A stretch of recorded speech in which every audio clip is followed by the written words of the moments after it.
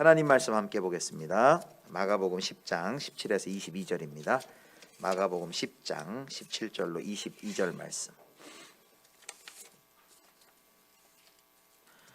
마가복음 10장 17절에서 22절까지 말씀, 신약 70쪽쯤 됩니다.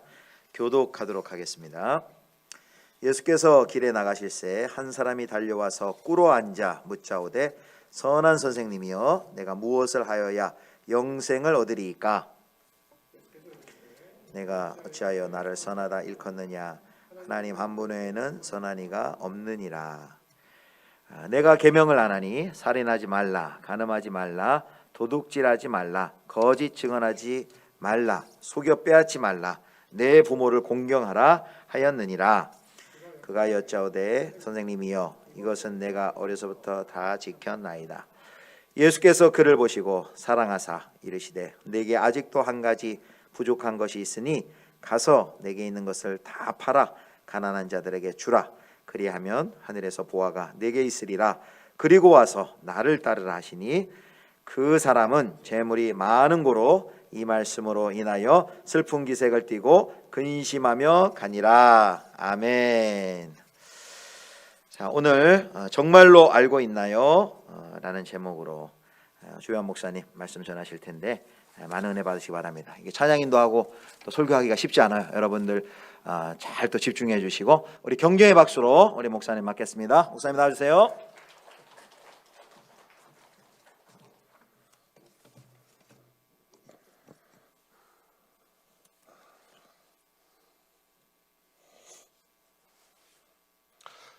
쉽지 않은 일을 하고 있는 주현 목사입니다.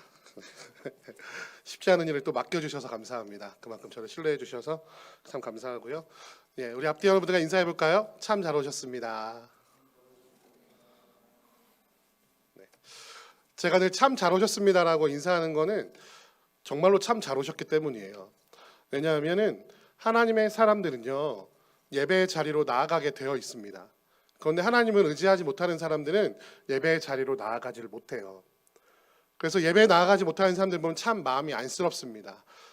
좀 하나님이 사랑하시고 기다리시는데 왜 예배 자리로 나아가지 못할까 하는 마음이 있어요. 그런데 지금 이 자리에 계신 모든 분들은 하나님의 부르심을 조차 예배 자리로 나오신 줄 믿습니다. 혹시 뭐 엄마가 엉덩이 때려서 나온 거 아니죠? 아니면 친구가 자꾸 전화해가지고 귀찮은데 아니죠? 하나님 부르셔서 나온 거 맞죠? 네, 다시 한번 앞뒤 분들에게 이렇게 인사합시다. 참 잘 오셨습니다. 참 잘 오셨습니다. 네. 제가 요즘 청년들이나 중고등학생들하고 대화를 나누면요, 참 요즘 애들이 참 많은 걸 아는 것 같아요. 옛날에 비해서 참 지식이 높은 것 같아요. 왜냐하면 모르는 게 있으면 뭘 꺼내면 돼요?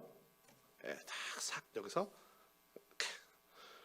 근데 저 때만 해도요 네이버 지식이 내 땡땡 지식인에다 물어보는 게 정상이었는데 요즘엔 다른 데다 검색한다면서요? 요즘엔 어디서 검색하시나요?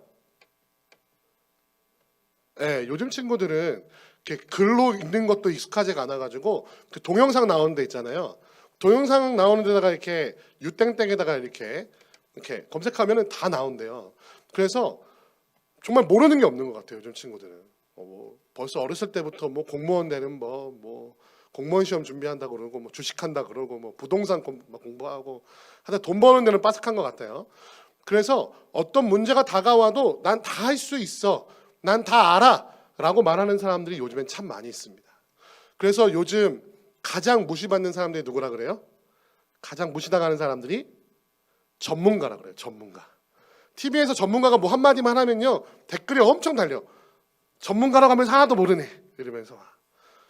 네, 그래서 한 가지만 꽂혀서 막 그걸 하는 사람은 요즘 이제 되게 이제 매니악한 사람이라고 매니아라 그러잖아요. 그래서 그걸 많이 아는 사람들이 전문가보다도 더 많은 지식을 아는 경우가 많이 있는 것 같아요. 우리 신앙생활을 하는 사람들 중에도요 그런 친구들이 많은 것 같아요. 특별히 모태신앙자들, 청년들 중에 이미 신앙생활 20년 이상한 베테랑 신앙자들, 그 친구들한테 뭐 한번 얘기하면요, 특히 이제 설교 한번 하려고 하면요, 여러분이 익숙하게 아는 본문을 딱 정하는 순간 귀가 딱 막혀요. 왜 그럴까요? 다 아는 내용이라. 그렇죠? 혹시 내가 그렇지 않은지 한번 돌아보시기 바랍니다. 목사님한테 이렇게 말하는 거예요. 아, 그거 다 알아요. 다 안다고요. 근데 여러분, 정말로 알고 계십니까? 정말로 그 말씀을 통해서 하나님께서 여러분에게 무엇이라고 말씀하시기를 원하는지 아십니까? 그냥 내용만 아는 거 아니에요? 그냥 너무 많이 들어서 나는 한 번도 그 말씀대로 살아본 적 없는데 그냥 목사님이 하도 말하다 보니까 아는 것처럼 착각하는 거 아닐까요? 우리가 유튜브를 아무리 검색해도, 네이버를 아무리 검색해도 그건 글로 아는 지식이에요. 남들이 설명해 준 지식이에요. 여러분 정말로 아십니까? 우리는 지식의 홍수인 이 시대에 그 지식이 정말로 내 거인지 확인해야 하는 삶을 살아가고 있다는 거예요. 그래서 요즘 청년들 너무 많이 알아서 뭐합니까? 아무것도 도전하지 않아요. 왜? 너무 많이 알아서. 너무 무서워서. 이거 실패하면 어떻게 될지 너무 잘 알아서. 이거 성공하지 못하면 이게 왜 실패할 것이고 왜 성공하지 못할 것인지를 너무 많이 알아서 도전해보지 않아요. 너무 많이 알아서. 오히려 너무 많이 아는 것이 우리의 삶에 독이 되는 시대에 우리가 살고 있지 않은지. 저 어렸을 때만 해도 아는 게 힘이다 그랬거든요. 제 나이가 얼추 나오죠. 네. 아는 게 국력이다, 아는 게 힘이다, 이런 거 막 초등학교부터 했었어요. 그런데 요즘에는요, 오히려 아는 것이 그들의 삶을 더 불행하게 만들고 있는 것이 아닌가 다시 한번 생각해 봐야 될 때가 바로 오늘날 우리가 살아가는 시대라는 것이에요. 오늘 본문에는 하나님의 말씀을 너무 많이 알았던, 아주 어렸을 때부터 하나님의 말씀을 너무나 잘 알아서 오히려 그가 근심하고 슬프게 만들었던 한 사람이 등장합니다. 우리가 그와 같지는 않은지 우리 말씀을 통해 다시 한번 발견하며 나는 정말 알고 있는 것인지 확인할 수 있는 지혜가 있으시기를 주님의 이름으로 축원드립니다. 오늘 본문 말씀 보니까 예수님께서 길에 나가실세라고 기록하고 있어요. 여기 말하는 길은요, 우리가 지금 생각하는 이런 시대가 아니에요. 길은 어디에 있을까요? 당시에는 다 이렇게 포장되어 있는 길이 없어요. 요즘에는 이렇게 집 문 앞에만 나가도 다 포장되어 있고 골목골목 길이 잘 돼 있죠. 근데 이때만 해도요, 그런 길이 없고요. 여기서 말하는 길이라는 것은 무엇이냐면은 도시와 도시를 잇는 아주 공도예요, 공도. 네, 로마 군병들이 자신들의 이동을 위해서 로마 군단을 동원해서 돌로 포장해서 마차가 다닐 수 있도록, 사람들이 잘 다닐 수 있도록, 그 치안이 확보되도록, 또 군대가 원활하게 이동할 수 있도록 만들어 놓은 길이에요. 이 길은요, 사람이 많은 곳입니다. 사람이 많이 다니고 사람들이 모두가 어떤 일이 있는지 주목할 수 있는 곳이 바로 이 길이라는 곳이에요. 예수님께서 어딘가 이동하시려고 했던 것 같아요. 그래서 그 길에 나가신 순간 한 사람이 이때다 싶어서 예수님 앞에 달려와서 꿇어서 앉아서 물어봅니다. 이 꿇어 앉는다는 것은 무엇을 의미하냐면요, 예를 갖추어서 선생님, 그러니까 제자가 랍비라고 하는 선생님에게 가르침을 구하는 자세예요. 그래서 와서 무릎 꿇어서 예를 갖추고 인사를 하고 이렇게 말합니다. 선한 선생님이여, 내가 무엇을 하여야 영생을 얻겠습니까? 이 질문은요, 함정이 담겨져 있는 질문입니다. 어떤 함정이에요? 내가 무엇을 하여야 영생을 얻으리까?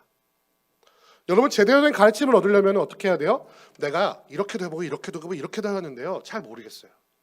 근데 이건 안 해봤고 이건 안 해봤거든요. 그러니까 내가 뭘 더 해야 영생을 얻을 수 있을까요? 라고 물어보는 게 정상이잖아요. 그렇죠? 여러분, 수학 선생님한테 가면은 뭘 보여주면서 물어봐야 돼요? 수학 문제를 보여주면서 해야겠죠? 수학 선생님한테 그냥 가가지고 선생님, 수학 잘하려면 어떻게 해야 돼요? 선생님이 뭐라고 대답할까요? 되게 애매하게 가르쳐주겠죠. 근데 진짜 가르침을 얻으려면 어떻게 해야 돼요? 선생님, 제가 이 교과서 26번 문제가 잘 이해가 안 되는데 이거 좀 알려주시면 안 돼요? 이렇게 해야 정상적인 질문이라는 거죠. 이 젊은이가 뭔가 의도를 가지고 예수님 앞에 나온 것 같아요. 그것도 사람들이 많이 보고 있는 곳에서 갑자기 달려와서 그것도 예수님께 가르침을 구하고 있는 것이에요. 만약에 예수님께서 이 사람의 의도가 아주 순전한 것이고 이 사람의 의도가 없었다면 아마 친절하게 말씀해 주셨을 거예요. 그런데 예수님께서 18절 말씀을 이렇게 말씀하십니다. 내가 어찌하여 나를 선하다 말하느냐? 하나님 한 분 외에는 선한 이가 없느니라. 너 왜 나를 선한 선생님이라고 물으니? 라고 되게 친절하지 않게 대답하시죠.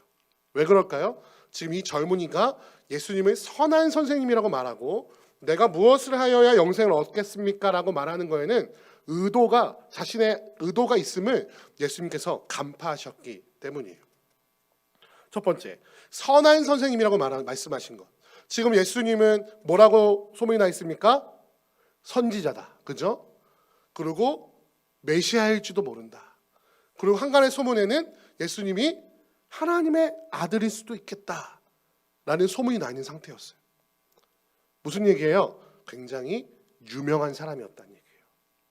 모든 사람이 보는 앞에서, 유명한 사람 앞에서 칭찬받거나 인정받으면 나는 어떤 사람이 돼요? 나도 유명해지거나 유명한 사람한테 인정받은 사람이 되죠. 네, 나의 가치가 증명되는 거예요.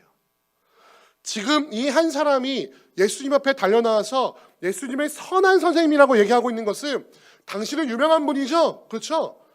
아는 게 많으신 분이죠. 하나님처럼 선과 악이 무엇인지 아는 선한 선생님이시죠.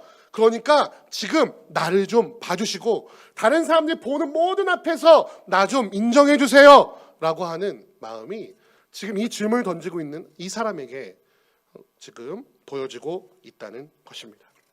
마태복음 19장에도 똑같은 본문이 나오는데요. 거기에는 한 청년이라고 나와요. 굉장히 젊은 사람이었던 것 같아요.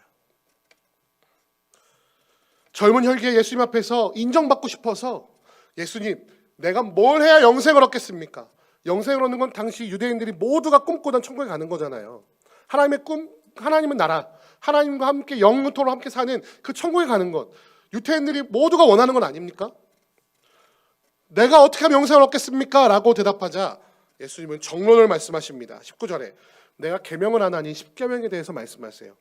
살인하지 말라, 간음하지 말라, 도둑질하지 말라, 거짓 증언하지 말라, 속여 빼앗지 말라, 내 부모를 공경하라 하였느니라. 너 율법 잘 알잖아. 그 율법을 지키면 천국에 간다고 성경에 기록되어 있지 않았니? 라고 말씀하신 것이에요. 이거는요, 이 지금 청년의 질문에 예수님이 쿵짝을 맞춰주신 거예요. 지금 예수님께서 이 청년이 원하는 것을 해주신 것이에요. 그렇게 말하자 이 청년이 기다렸다는 듯이 이렇게 대답합니다. 20절의 말씀에 그가 여짜오되 선생님이여, 이것은 내가 어려서부터 다 지켰습니다. 다 지켰어요. 첫 번째 질문하고 조금 다르죠. 첫 번째 질문에 뭐라 그랬어요? 내가 무엇을 하여야 영생을 얻겠습니까? 라고 말했죠. 예수님이 말해주시니까 뭐라 그랬어요? 그거 다 지켰는데요. 나 다 아는데요. 다 했는데요. 지금 이 젊은이가 무슨 대답을 듣고 싶은 거예요? 예수님한테. 그래, 너 영생을 얻었다. 예수님께서 맨날 해주셨던 것처럼 네 믿음이 너를 구원했다. 너는 하나님의 나라에 갈 것이다. 너 진짜 대단하구나. 너 진짜 하나님의 말씀을 다 지켜서 천국에 가겠구나 라고 대답해 달라고 질문하고 있는 거잖아요. 안 그래요? 내가 이것은 어렸을 때부터 다 지켰습니다. 나 율법 다 알고요.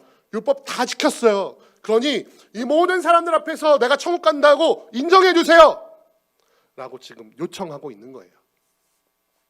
근데 예수님이 뜻밖의 한 가지 부족함을 말씀하십니다. 21절 말씀 보니까 예수께서 그에게 뭐라고 말씀하시냐면 내게 한 가지 부족한 것이 아직 있구나. 내가 널 보니까 말씀 다 지켰다고 하는데 한 가지 부족한 게 있어. 그게 뭐냐고요? 내게 있는 것을 다 팔아서 가난한 자들에게 줘. 그리고 나를 따라라 라고 말씀하십니다. 사실요, 예수님께서 이 말씀을 하신 건 굉장히 파격적인 것이었어요. 왜? 예수님께서 나를 따르라고 말씀하신 건 자신들의 제자들을 부르실 때 하신 말씀이잖아요. 지금 이 젊은이가 결단만 하면, 이 젊은이가 예수님의 말씀에 순종하고 따르기만 하면 그도 예수 그리스도의 제자가 될 수 있는 거였어요. 그런데 결론이 어떻게 됩니까? 그 사람은 뭐라고요? 재물이 많은 고로 이 말씀으로 인하여 슬픈 기색을 띠고 근심하며 가니라 라고 말씀은 기록하고 있습니다. 올 때는 이때다 싶어서 선한 선생님 앞에 달려와서 무릎 꿇고 가르침을 청하던 그 사람이 가르침을 얻고 나자 왜 슬픈 기색을 띠고 근심하며 갈 수밖에 없었을까요? 이 젊은이가 슬픈 이유가 뭐예요? 첫 번째는 다른 사람들 앞에서 인정받지 못한 슬픔입니다. 나 다 압니다. 나 하나님 누구보다도 잘 따랐습니다. 내가 뭐 누구보다도 충성한 사람이었어요. 난 율법을 다 지킨 사람이에요. 그러니 나 칭찬해 주세요. 나 인정해 주세요. 라고 말했던 이 젊은이를 예수님께서 인정해 주지 않으셨어요. 야, 너 보니까 하나 부족한데? 그로 인해서 그가 계획했던 모든 것이 무너졌습니다. 다른 사람들 앞에서 인정받고 인정받은 사람으로 떵떵거리면서 나 예수님한테 인정받은 사람이야. 나 교회에서 잘 나가는 사람이야. 내가 이런 것도 하고 이런 것도 해서 사람들한테 칭찬받고 있어 라고 떵떵거리며 인정받고 싶었던 그 사람의 욕구가 어그러졌어요. 그는 슬퍼할 수밖에 없었어요. 두 번째, 근심할 수밖에 없었던 이유가 무엇일까요? 성경에는 그 이유가 명확히 나타났는데 뭐예요? 22절, 그 사람은 뭐가 많은 거로? 재물이 많은 거로. 우리 혹시 이 자리에 계신 분들 이렇게 금수저 이렇게 입에 물고 태어나신 분 계신가요? 혹시 내 명의로 집이 한 10채 정도 있고 내 통장에는 한 22억 정도 있고 그런 분들 계신가요? 우리는 돈이 뭐 우리라고 말하면 그러니까 저라고 할게요. 저는요 돈이 많아 본 적이 없어가지고요. 돈이 많아서 걱정하는 사람들이 잘 이해가 안 돼요. 네, 한 번도 경험해 본 적이 없기 때문에 그래요. 그런데 얘기를 들어보니까 돈이 많은 사람들도 돈 때문에 걱정한대요. 이해가 되시나요? 이해가 되시는 분, 끄덕끄덕 하시면 돈이 많으신 분들이죠. 네. 돈이 없어서 걱정을 해도 돈이 있어서 걱정하는 사람이 많을까요? 돈이 없어서 걱정하는 사람이 많을까요? 근데 얘기 들어보니까 우리는 이렇게 100만 원대가 없어서 고민하는데 그 사람들은 몇억 대가 없어서 고민한다 그러더라고요. 아무튼 돈이 있든 없든 걱정하는 건 마찬가지인 것 같아요. 그럼에도 불구하고 우리보다는 돈이 많으면 뭔가 해결할 수 있는 것들이 많으니까 그 사람들의 고민은 우리의 고민하고 조금 다른 고민이겠죠. 그렇죠? 네. 당장 없어서 고민하는 건 아닐 거 아니에요. 근데 이 청년은 재물이 많은 것 때문에 고민하면서 걱정하면서 슬픈 기색을 띠고 갔다라고 성경은 기록하고 있어요. 왜 그랬을까요? 그 많은 재물이 왜 그를 근심하게 했을까요? 그것은 예수님의 요청 때문이기도 하고요. 자신의 삶의 현장 때문이기도 했습니다. 내가 재물이 많은데 예수님이 말씀하신 대로 내가 가진 것을 다 팔아서 나눠주면 나는 뭐 먹고 살지? 라는 고민도 있었을 것 같아요. 그리고 더 나아가 이 사람한테 가장 큰 걱정은 무엇이었냐면요. 사실 돈이 많고 적음이 이 사람에게는 걱정이 아니었어요. 문제는 뭐냐면 이 많은 재물이 없으면 이 사람은 절대로 율법을 다 지킬 수가 없는 거예요. 돈이 없으면 이 율법을 다 지키는 삶을 살아갈 수가 없어요. 이해가 되십니까? 이 물질이 없으면 나는 지금 내가 살아가고 있는 이 안락한 삶, 율법을 다 지키면서도 걱정 근심 없는 삶을 살아갈 수 없기 때문에 더 이상 내가 인정받을 수 있을 만한 어떤 부분이 없기 때문에 근심하며 슬퍼할 수밖에 없었던 거예요. 저는 이효리 씨가 방송에 나와서 했던 얘기가 정말로 공감됐습니다. 아니 남편하고 어떻게 그렇게 싸우지 않고 행복하게 살아요? 돈 많으면 안 싸워요. 결혼 생활 하신 분들 다 공감하실 수 있을 겁니다. 돈 많고요. 일하는 걱정 없고 스트레스 없으면요. 부부싸움 할 일이 별로 없어요.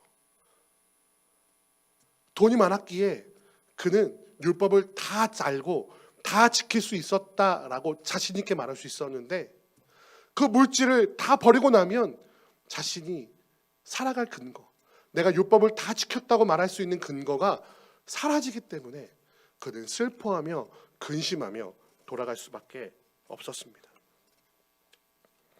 그런데 과연 그 젊은이는 율법을 다 알고 다 지키고 있었던 걸까요? 성경에는 율법이 존재하는 이유에 대해서 분명히 말해주고 있습니다. 어려서부터 율법을 배웠고 그것을 지킬 수 있을 만큼 유복하게 자랐던 이 청년은 자신에게는 아무런 흠도 없고 인정받을 만했다고 자신했던 그 청년은 사실은 그 율법에 대해서 하나도 모르는 사람이었어. 성경에는 율법이 존재하는 이유에 대해서 이렇게 말하고 있습니다. 하나님이 우리에게 율법을 주신 이유가 무엇이냐면요, 너는 이 율법을 지키려고 할 때마다 어떤 어려움을 당할 것이냐면 그 율법을 지킬 수 없는 어려움을 겪게 될 거야. 무슨 얘기냐면요, 율법은 우리가 지킬 수 있는 가능성이 제로예요. 0%. 네가 노력하면 노력할수록, 네가 애를 쓰면 애를 쓸수록 네가 발견해야 되는 것은 무엇이냐면 하나님의 명령인 율법을 나는 하나도 지킬 수 없는 죄인이구나 라는 것을 발견하라고 우리에게 율법을 주셨다고 말씀은 기록하고 있어요. 만약에 진짜로 이 청년이 율법을 진짜로 아는 지식에서 멈춘 게 아니라 진짜로 실천하는 삶을 살았다면 무엇을 깨달아야 되냐면 나는 율법을 지킬 수 없는 사람이구나. 나는 의인일 수가 없구나. 나는 천국에 갈 수가 없구나. 나는 구원받을 가능성이 없는 사람이구나 라는 것을 발견해야만 했다는 거예요. 여러분 어떻습니까? 말씀 읽는 거 했는데 올해 결단하셨습니까 혹시? 잘 되세요? 올해 나에게 주신 말씀 보면서 그래도 다른 거 몰라도 이 말씀을 실천해봐야지. 실천돼요? 안 돼요. 안 되는 게 우리의 모습이에요. 우리 안에 선한 것이 하나도 없어요. 의인은 없나니 하나도 없다고 성경은 기록하고 있어요. 그래서 우리는 그 말씀을 지킬 가능성이 없는 존재라는 것을 네 스스로 발견하라고 율법을 주셨단 말이에요. 근데 지금 이 젊은이 뭐라고 말하고 있습니까? 나 어려서부터 그 말씀 다 지켰는데요. 이거 무슨 얘기예요? 율법을 왜 주셨는지조차도 모르고 있는 거예요. 정말 알고 있다고 생각했지만, 정말 다 지켰다고 생각했지만 그 사람은 그 율법을 주신 그 목적조차도 발견하지 못하는 율법과 하나님의 마음과 전혀 관계없는 사람이었다는 것이에요. 그래도 얼마나 기특합니까? 하나님 말씀 공부 열심히 하고 칭찬받고자 예수님 앞에 나온 거 보시고 예수님은 그에게 뭐라고 말씀하셨냐면요, 그 사랑하사 말씀하셨다고 말하고 있어요. 그 젊은이의 그 열정이, 말씀을 지켜보려고 하는 열정이, 영생을 향한 열정을 보시고 사랑하는 마음으로 주셨는데, 사랑하는 마음으로 모든 것을 팔고 나를 따르라.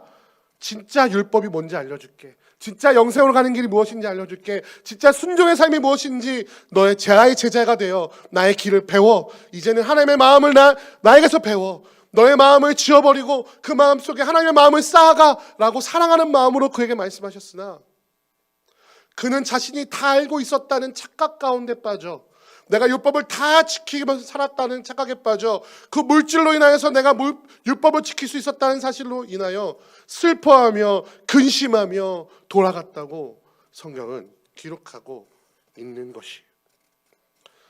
사랑하는 성도 여러분, 혹시 여러분 신앙생활 너무 오래 해서 강단에서 선포되는 말씀을 들을 때 저거 다 아는데 하는 마음 드시는 분 계십니까? 여러분, 그건 안다고 착각하는 거예요.